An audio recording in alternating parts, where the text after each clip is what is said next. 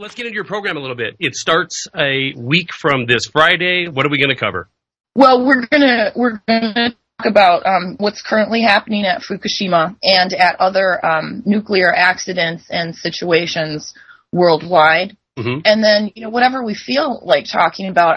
I really don't even have a plan day to day about what I'm going to do or what I'm going to write about in my blog or what I'm going to talk about if I go on a radio interview. It's kind of like, you look at the news right, and go from there, and sometimes it just sends me in a completely different direction than from whatever I was planning on working on that day. And I have some long-term projects, one that just kind of got shut down, and then another one that I'm starting, and also we're going to be trying to issue Freedom of Information Act requests to the CDC to try to get all of the data we can about illnesses and cancers that have happened post-Fukushima, because all of their data on their website is old. Mm-hmm. Everything's 2010 and 2011 or part of 2011. I think they just released mortality stats through December of 2011. So they're really behind on what they're posting. And I know for a fact that they get all of those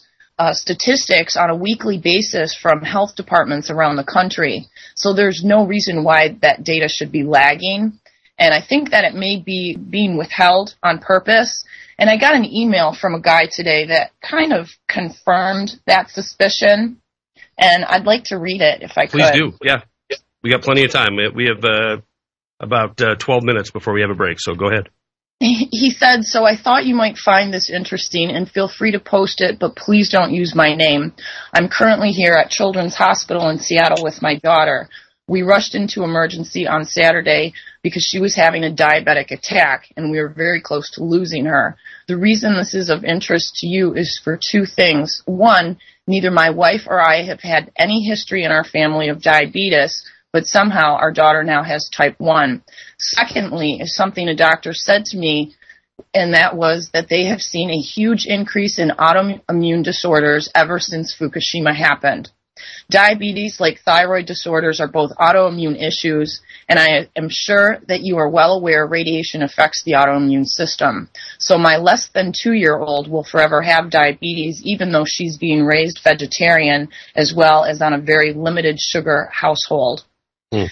And so I responded to him that I was going to send this to people that I know in Seattle. I was going to post it on my Facebook page and ask people if they know any good pediatric endocrinologists, because that's who you would need to take a child that young who has already developed diabetes to.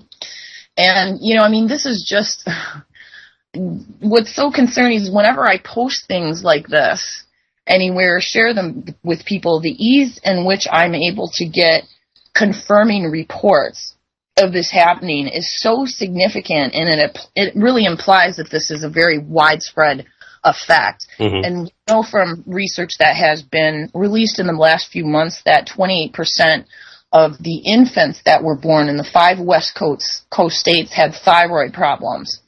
And that was done by Joseph Mangano, Jeanette Sherman, and Dr. Christopher Busby. And Wait a minute. So 28, that's a huge, huge number to be to fall into a category of thyroid issue, isn't it? I mean, right. Do you know the quote normal rate of thyroid issue in infants? It's 28% over what's considered normal. Wow. And so, that's very significant. And the thing is, we know that that's just from radioiodine that would have affected their thyroids. And there were 2,000 other isotopes that have blown out of that reactor accident and continue to be released to this day. And so, down the road, sure, we'll have studies in, 2 years, 5 years, 10 years from now.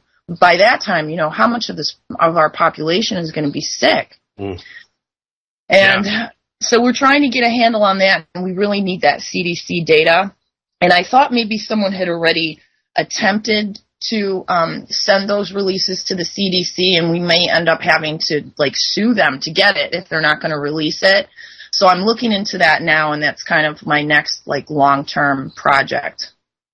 And I'm sure you'll be talking about it on your Wide Awake News program. And I just can't believe that the sad truth is I think if you did a survey, of the average person in this country right now, and they wouldn't even remember the name Fukushima, and yet it's still, it's still. And Jeff Rentz does a great job of covering that all the time at his site and his program as well.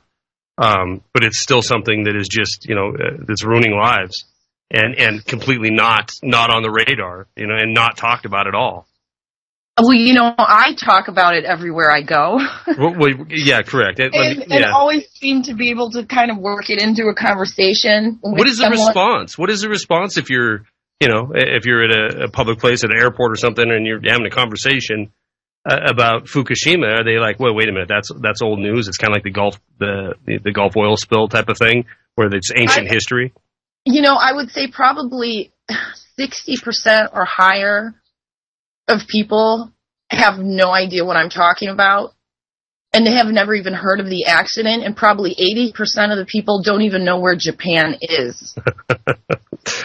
That's a sad commentary. I'm not kidding you. I believe it. I mean, I absolutely believe that that's the case, because most people are, concerned about anything and everything but the most important issues that are affecting their lives, be it policy issues of this country, or disasters that you've covered or I've covered for all this time. They vanish out of the news cycle, and they no longer exist. They just don't exist in people's minds anymore. They're more interested in pop culture than they are these things that are happening all around them that eventually are going to be. Karen had a great program last night where talking about chemtrails and engineering of, I should say, weather modification and engineering, and it's the same thing. I mean, you can have all the evidence in the world and present it to somebody, but unless Shepard Smith says it or Bill O'Reilly says it, it doesn't exist.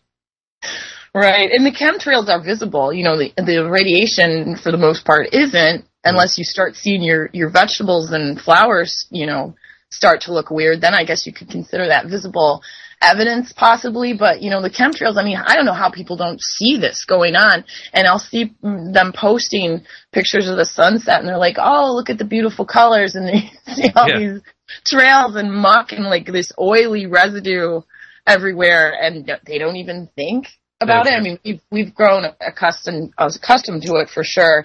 And you mentioned the pop culture aspect of it, and I did an interview, and this is kind of something I'm working on for the short term. In fact, I'm hoping to tape this in the next week or two. I did an interview a year ago with Loren Murray called Nuked in the Skies. Right. And we had both been collecting cases of like weird celebrity illnesses and things that we had noticed that might be related to radiation sickness. And we had 10 celebrities that we did this interview on. And since then, we've been wanting to do an update, and I am so far behind in putting this into an outline because I have 50 now, and she has 20. So we're trying to formulate this and make it, less than a 2-hour show, but hit all the important topics. And it starts from something, as minor as like hair loss, like celebrities that have been photographed, women mostly, with like, big bald spots. Mm-hmm. And they actually write a story about it, like in People or in the Daily Mail. And then we have, of course, a lot of very significant deaths and cancers that have come up. And we're seeing it, happen a lot in athletes, too, and people who work in the television industry. And they're doing a lot of, flying, and many of them are located in California. And, there was a recent newscaster who got hit on the head with a surfboard, and she went in, Julie Chang, I think her name is. And she's on Good Day LA, and they found while they were x-raying her for the surfboard injury, she has a brain tumor. And she's I think she's 30. And then there was another newscaster that just died of breast cancer from the BBC. Another guy from the BBC that had a sudden heart attack at the age of 40. A woman who was a producer in Toronto that developed a cancerous tumor on her heart. And, Tom Brokaw. And the list just goes on. And it's extraordinary when you look at what we found a year ago and what we're seeing now. Why the celebrity aspect of it? Are you hoping that if you can show, that these people that are icons in pop culture, if you can show, that this is happening there, it would help to wake more people up? Well, that's why we want to talk about it for sure, but there's a couple reasons why celebrities are at higher risk for this happening. Number one is a lot of them are on the West Coast. Right. And they're doing, they're filming or their reality shows or whatever they're doing. And the Los Angeles area has actually had 3 meltdowns at the Rocketdyne facility, which was then bought out by Boeing. It's also known as the Santa Susana Lab. Mm-hmm. And it's located near Simi Valley. And there's been, a history of like actors that have come down with very aggressive type cancers like Michael Landon and Patrick Swayze because they shot movies in that area. And they actually, Patrick Swayze lived like right next to the Rocketdyne plant. And now Aaron Brockovich is actually working on a lawsuit for 10 families whose kids have developed brain cancer that live in the subdivision next to Rocketdyne called Moore Park. Mm-hmm. And there's also been a cluster of what's called retinoblastoma, which is a very rare eye cancer that's occurred in that same neighborhood. So the celebrities that live in California have already exposure from uranium and so forth that's been in their drinking water from all this crazy nuclear stuff that's gone on at Rocketdyne. Then they're on the West Coast, so they're kind of the front line. Plus they're getting ocean spray and things like that. That's also carrying some of the Rads. And then the biggest and maybe the biggest defining factor is that they're doing a lot of flying. And I did an interview with Alfred Weber about 3 weeks ago about planes, and this was before the Malaysia plane disappeared. Right. And I had been contacted by a woman who worked for an airline 2 years ago, and she said that she had noticed she was having symptoms, and a lot of the people she worked with were having symptoms of radiation exposure. And, she was on a route that went through the Pacific Northwest. So we started tracking these stories. And, then there were 3,000 flight attendants that came down with skin problems and hair loss and thyroid problems from Alaska Airlines. And that turned into a lawsuit. And then we've had a number. What on the lawsuit, you're saying these flight attendants, who'd they sue? Well, they are suing the company that provided their uniforms because they feel that it was a chemical that was used in their uniforms to clean them that made them ill. That could be part of it, and then there's a synergistic effect from the radiation exposure as well. And I've taken, Geiger counter on plane trips with me. Yeah, to Mexico, I remember that. It's extraordinarily high. It's much higher than it's supposed to be when you're flying at 30,000 feet. It shouldn't be over 200 CPMs. And I was getting 1,400, for hours. And if you're flying through this on a regular basis, 80 hours a month or whatever, this is eventually going to affect your health. There's just no doubt about it. And the other thing, though, that came out of this discussion, this interview that I did with Alfred, I went back and I checked all of the incidents of pilots that passed out or had heart attacks mid-flight. Mm-hmm. And I went back as far as I could, and I only found 6 cases in the 7 years prior to Fukushima, and I found 30 cases in the 3 years after. Oh, man. And sometimes it's both pilots at the same time that are passing out during flights. In fact, there was a UK flight that almost crashed because of this, that had hundreds of people on board about a year ago. And is something I'm seeing with more frequency that's occurring, and we're going to be following that and tracking that. And now someone has suggested to me we need to start tracking crashes too. Yeah. I met a physicist friend of mine for lunch about 2 weeks ago, and I brought him this interview, all of my notes, and went over it with him. And the thing he said was I'd be much more worried about the planes falling apart because of a Wigner effect. And the Wigner was named after a gentleman who determined that neutron bombardment reacts with metals and makes them very brittle. It crystallizes the metal structure. Right. And so it causes metal fatigue.